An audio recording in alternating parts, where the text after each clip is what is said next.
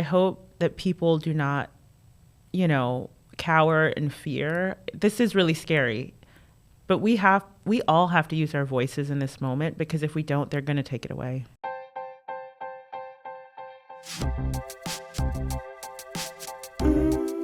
At some point we get to Harvard. That's got to happen now next. So eventually you attended Harvard for your master's. Yes. And I think people, myself included, have a perception of what that institution looks like.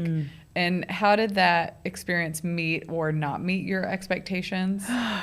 Those were two of the hardest years of my life. And I still get emotional talking about it. When I got to the Kennedy School, they boasted about their diversity all the time. And during orientation, I did not see what they were talking about. And my class, my master's in public policy class, there were 240 of us. And there were not that many black students. And there were only 4 black women out of this whole class. And in my cohort of 60 people, there were only 2 black people. I'm one of them. And so, I'm not even there that long. I hear the dean has office hours, and I go to his office hours, and I'm just kind of like, what's going on here? And he said, no, I know it's a problem. I've only been here 6 months. We have this diversity report coming out. It'll help us guide our work moving forward. And I thought to myself, great. The report was a month late when I had spoken to him, and it didn't come out for another 11 months. And it was so, and I'm just talking the quality of it, looking at the papers, it was bad. And one of my classmates, when they're presenting it to some students, says, if any of us had turned in an assignment that sloppy, you'd fail us. And at the same time, our dean of students, who was the most senior black woman at the school, left. And over time, a handful of black women left the school. And the final kind of straw for me was our dean, I'm not getting her title exactly right, but it was the associate dean of the Office of Student Inclusion and Diversity. And she decided to retire in the middle of the year. And I was like, people don't do that, unless they are really frustrated. And so I had asked the dean in a smaller meeting, what's going on? And he said to me, I don't think we have a problem with black women leaving the school. It just seems that way because we don't have a lot of black women working at the school. And he said, white professors are leaving as well. And I was just like, okay. But then I had some conversations and was told, if you ask Jean Martinez this publicly, she will tell you why she's really leaving.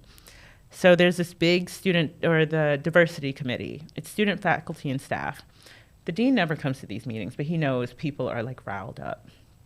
So he's there, and it's also a going away party for Dean Martinez. And they kick off the meeting, no one gets up, so I was like, okay, I'm going up to that mic. And I said, several black women have left the school. I want to know why. And I said, Dean Martinez, if you want to answer this, I would love to hear from you directly. And she got up and she said such nice things about Harvard and the Kennedy School, and I was standing there like, oh crap. I don't know what I'm doing. This is not going the way I expected. And the dean said the same thing to me, but not in as much detail. He was like, I don't think we have a problem here. And then the head of HR got up, black woman, and she said, I can't talk about why those women left. That's a personnel issue. But as a black woman who's been here for 30 years, this is a really difficult environment. And she was very honest. And then folks started getting up and being really, really honest. And then at the end, Dean Martinez got up and said, everyone's been really brave here today. I'm going to be honest about why I'm leaving. She had been in that specific role for 5 years. She got up again. Okay. Yeah. And she said, I've never felt as disrespected and unsupported as I have in this role for the last 5 years. And she had been at the school for 29, but in this role. And that was a big turning point at the school. And a handful of me and my classmates took Marshall Ganz's organizing class, and we each took on a different aspect of diversity at the school. And mine was the curriculum. I felt like if we are educating the next generation of public policy or policymakers, we have to be honest about the role race and racism play in our public policy. And, Professor Ganz was all for it. I got met with such resistance from faculty who accused me of attacking their academic autonomy and authority. Straight white men? Yeah, mostly. And then a group of them sat us down for a meeting and it's like, why don't you just push for more ethnic study courses? And I was like, that's the problem. We keep like pushing this off to the side. And, honestly, I left feeling like nothing had been accomplished. But one professor said to me, they do this all the time. The students come in, they are not pleased, they push for change, but they know you're leaving in 2 years. And then it starts over from, square one.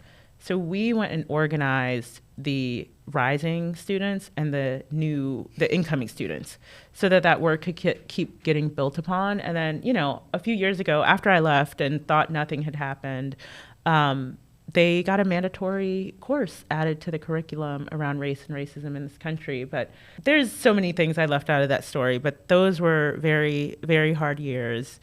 And the thing I can say about it is I think it gave me a lot of tough skin for the moment we're in now.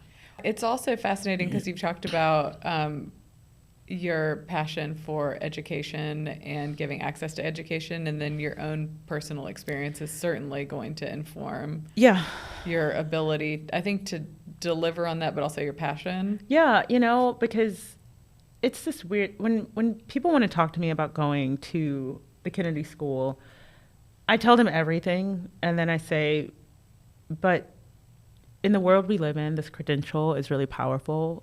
It opens people's eyes, it opens doors.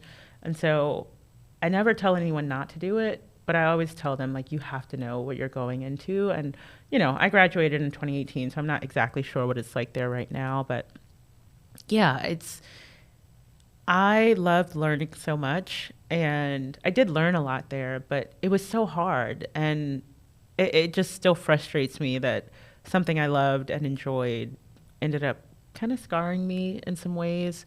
And yeah, there were just a lot of people around who just didn't get it. Do you find any source of pride from Harvard's actions in the last few months? Or has well, yes. So, I mean, as long as they don't give in, because sometimes I see statements and I'm like, are they about to give in? And I will say, seeing them stand up for the institution was the first time I even thought, wow, I'm really like proud of them. They do have a ton of money. I'm still paying my loans back. But they have a lot of money and they have the resources to take on the fight. And specifically because I went to the School of Government, we know what government is and is not supposed to do. I will say, like, it doesn't change the experience I had, but I really came away from seeing that thinking, okay, they do stand for something and they are fighting. I will say that is what that institution taught me to do. Fight for the thing that you really care about and you believe in, because if you don't, you'll get steamrolled. Things will not change. And so I am proud of the institution. I just hope that they stick with it.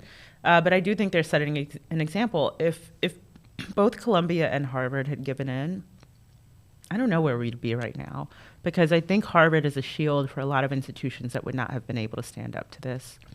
Yeah, and to clarify, like, I think that we're trying to politicize so many things, but this country was built on democracy, a constitution, a belief in the power of the people over the power of an individual or a king, because we broke away from a monarchy. Yeah.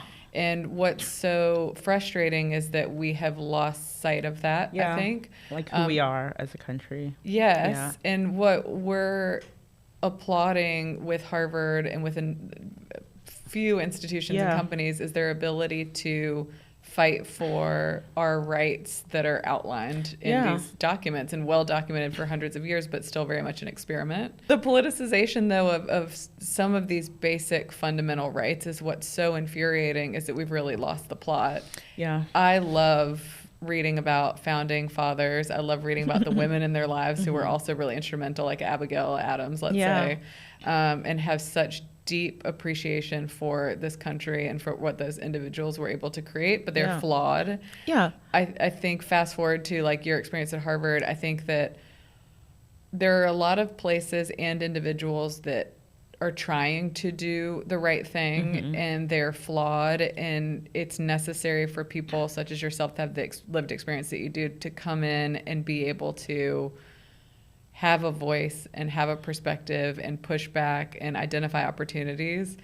And my hope is that they're receptive and able to like improve from that. But I think that can be blown out to companies and the country too. I hope Harvard can be an example, not just for institutions, but some of these corporations. I mean, I'm just very nervous. Like, I have a journalism degree. When I was at Harvard, a place I did find a lot of refuge was in the Shorenstein Center, which studied the intersection of media and journalism and policy. And what's happening now with the consolidation of media, we don't have local media anymore.